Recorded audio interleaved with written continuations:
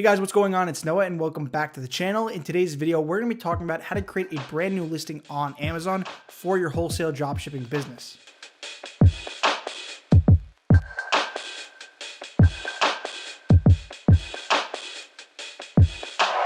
The reason why you would want to create your own listings is because you can make them your own. You can put your brand name as the actual manufacturer, and this way it's a very cohesive experience for the customer. They're going to see your brand name in the buy box. They're also going to see you as the manufacturer and who the actual item is by. To give you a quick example, here you see this item, it's a bread box. Here you'll see the title and then you'll see who it's by. So Amazon associates that this item is made by this company. This is the brand that owns this item. Now in the buy box, you'll see that this is being sold by the same company. And also if you scroll down to where it says the manufacturer for the item, the same brand is listed. So from a customer's perspective, this is also very good for authority reasons because now they see that it's the same seller's name in all three places. And also if they want to see more products by the same brand, they can just click this and Amazon is going to recommend them all of the other products made by this brand, which can potentially lead to a lot more sales. So there are a lot of tutorials on YouTube about how to create a listing on Amazon. This specific video is for wholesale dropshipping. I'm not going to be going as in-depth as someone who's doing private label just because they're buying hundreds of units of inventory. I'm creating thousands of different listings, so not every listing is going to be perfect. I'm going to take the photos and the information that my suppliers give me, and I'm going to try and make the best listing I can. The very first thing that you want to do is you want to log into Seller Central. I know, shocker.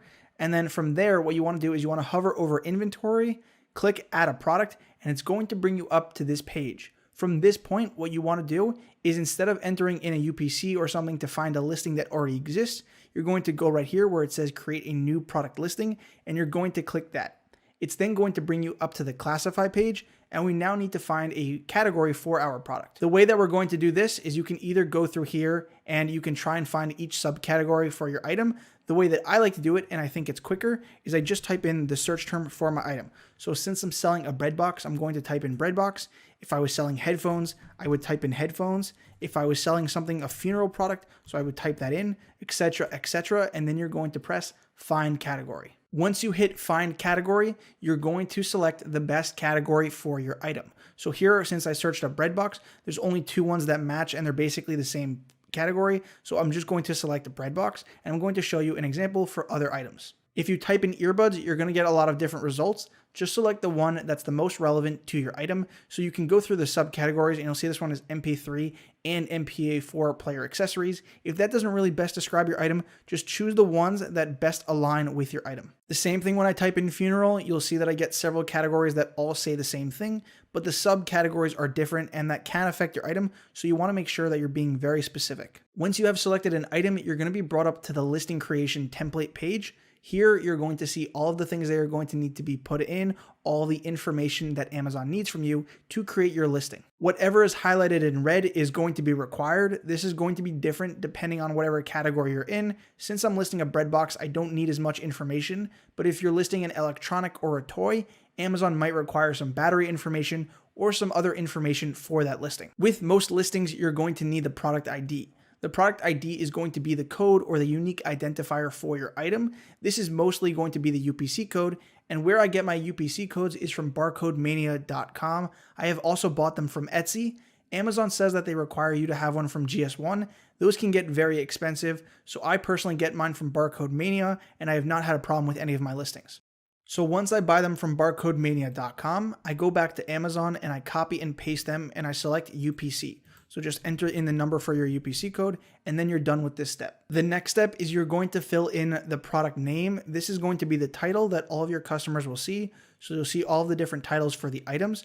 A very pro tip is for the search term that is the most necessary for your listing, put that in the beginning. So since I want to be targeting bread box, that's going to be one of the first search terms I'm going to put in my title. A great reference for a title is you can just look at the titles of the best-selling listings in the category that you're going to be listing in, and you can use those for inspiration, take some snippets, take some keywords from their titles, and you can incorporate that into your title. So for a very basic title for my item, I just came up with this one, metal bread box for kitchen counter. So what I'm going to do is I'm just going to copy and paste this. Now you can make this longer. Amazon does give you a lot of characters to work with. You just want to be very descriptive and also you want to incorporate a lot of key search terms. Now, the next thing that we're going to be filling out is the brand name. The brand name is where your company name is going to go.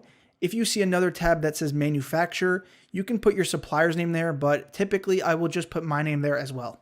Some other information that you can fill out is you can just fill out the color map, the size, and these are just some secondary info. These are not required for creating your listing, but they can help give customers more info. I'm going to be covering variations at the end of this just because it's a separate topic, but right now we're focusing on creating a single listing. So the next thing that we're going to focus on is the offer tab. Once you click that, you're going to see some information that you need to put in. What you really need to put in is you need to put in your price. So let's say I wanted to sell this for $50. The next thing that you want to focus on is the shipping template. Make sure that this matches the exact shipping template that you are going to use for the supplier, because remember, your metrics are key. And the next thing that we're going to be filling out is the condition. Make sure that you set this as new if your item is actually new. Then you want to put the quantity, whatever quantity you're setting it at. And then lastly, you want to fill out the handling time, and you want to put the accurate or reflect the accurate amount of time that it's going to take for your supplier to ship out the item. The next thing that we're going to be filling out is the compliance tab. In the compliance tab, you don't really have to fill out anything.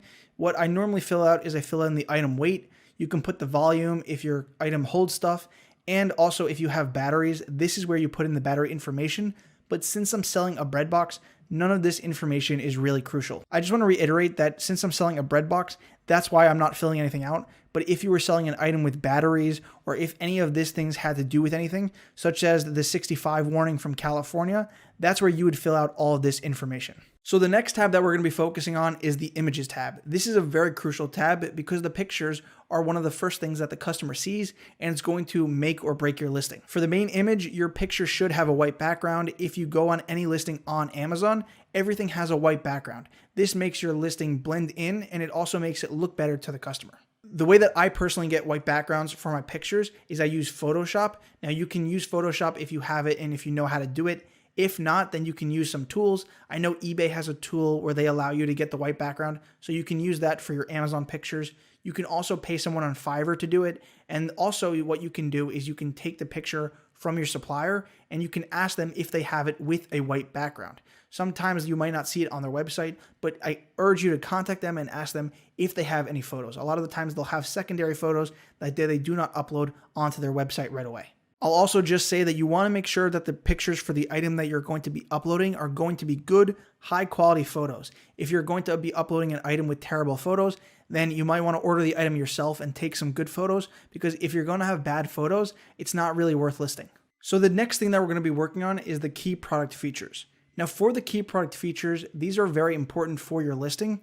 And the way that I go about it is I'll look at listings in the same category that I want to list my item in. So here I want to sell bread boxes. I'm going to go to the listings for the top selling items in bread box and see what they're doing and look how they're putting their product features. Once I see how they're doing it, I'm then going to go back to my manufacturer's website and I'm going to look for 5 features that I can highlight for my item. So here I have my bread box, and what I like to do is I like to take the key feature and I want to put it in all caps and I want to highlight it.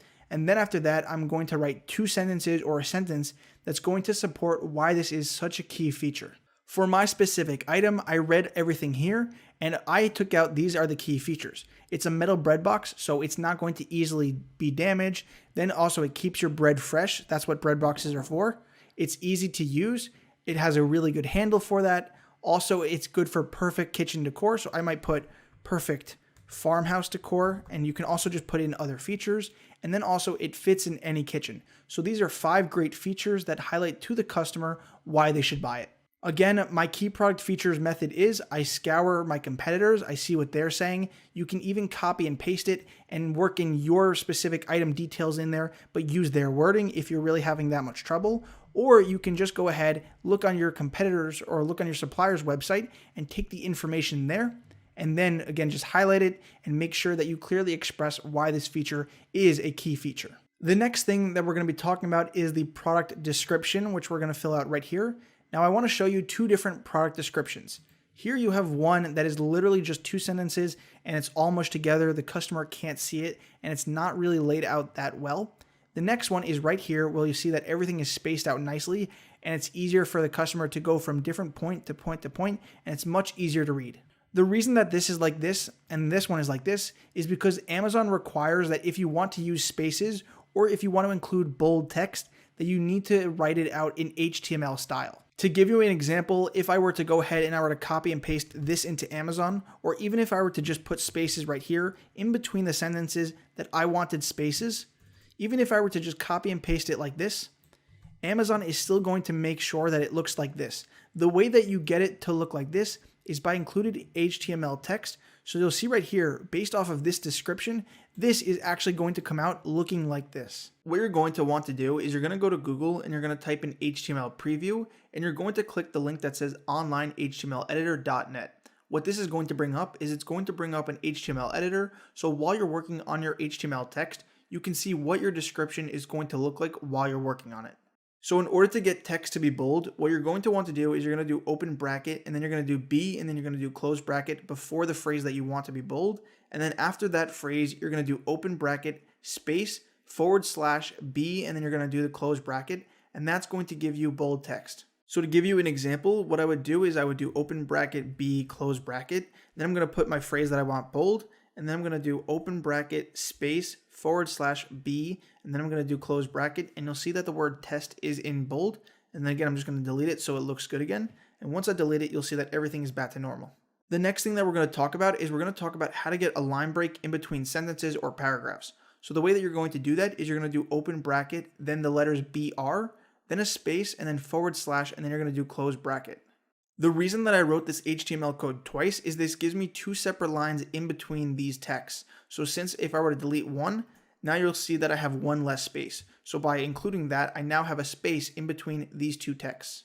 Once this is done, I'm just going to take this with everything, with the bold and also with the HTML for the spaces, and I'm going to go to my product description and I'm just going to paste it. Now I know this one's for a soap dispenser, but again, you would do this for any item and this would work on any single product description. So now that we've done it like that, it's going to come out looking like this with the different spaces. You can even bold certain words to highlight different features, to put emphasis on anything. So that's how you get your product description to look really good. The last thing that we really need to focus on are the search terms. The search terms are the keywords for your listing. This is how Amazon is going to rank and index and is going to know what your item is. So these are the relevant search terms for your items that customers are going to use for your listing. So you'll see right here, you have intended use, target audience. These are not really that important. You can fill it out. I usually leave them blank. And the reason being that these don't really help Amazon determine your item. These right here, the search terms, are the most important part. So obviously you want to include your most important one. So I'm going to put bread box, and then I might even put it without the space just because it probably gets searched like that. And you want to keep on doing this. And Amazon gives you 250 characters for your keywords. Now, a little trick if you're having trouble finding keywords is you can go back to Amazon, and Amazon, since they're a search engine, they have all the relevant search terms for your item. So if I just put a space after breadbox, it shows me that customers are searching breadbox airtight, breadbox farmhouse, breadbox stainless steel, breadbox white, breadbox wood. So I can go back to my listing and I can include that in the backend. So we're going to have breadbox farmhouse. And this, since this is a metal breadbox, we're going to put breadbox metal. You can do this so on and so forth, and you can even get more keywords by just including bread and see what comes up, bread knife. So you can just put up bread bin and other search terms like that until you have maxed out all of your keywords. So the last page, we have the more details. Here you're going to just fill in the item weight again. So we have weight.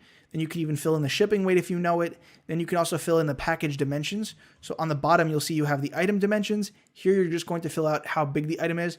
Then you have the package dimensions, how big it's going to be when the item is actually packed up. And once you fill in all of the relevant information for your listing and your listing is basically done, then you're going to hit save and finish. And within 15 minutes, Amazon is going to index your listing and they're going to have it being featured on their Amazon platform.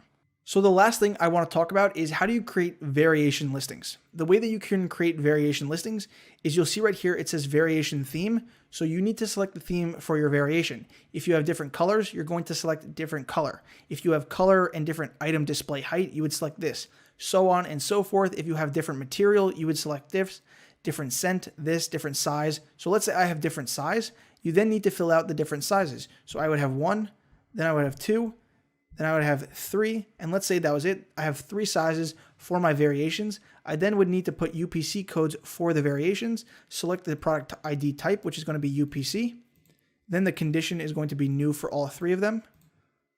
And then you can put the price for all of them and the quantity, and then you can even put your seller SKU. Now, since you filled out all of this information here, you no longer need to put in the product ID right here, and you also do not need to fill out the offer page. The only thing that you would need to fill out on the offer page is the shipping template and also the handling time, because we filled in all of the information for the price and everything right here. So I hope that you guys enjoyed that video and found that it was a helpful video. I'm going to try and push out more content. This has been an insane game-changing strategy in my business, because when you create your own listing, you then go ahead and you can basically put in PPC, put money into that listing, then you can brand it, rank it higher, and you don't have to worry about competition just jumping on left and right, because it's your own UPC code, it's your own brand. And then also, once you go ahead and you brand it, you build it up, then you can even turn it into an Amazon FBA. And since we're doing this for 1,000 listings, you're bound to find some winner listings. So this has been game changer in my business. So thanks for watching. I hope that you guys enjoyed the video. If you did enjoy the video, be sure to go ahead and smash the like button, or you can go ahead and you can click it like a normal human being. Also, if you did enjoy the video and you want to see more, be sure to subscribe. I'll see you guys in the next video. Peace.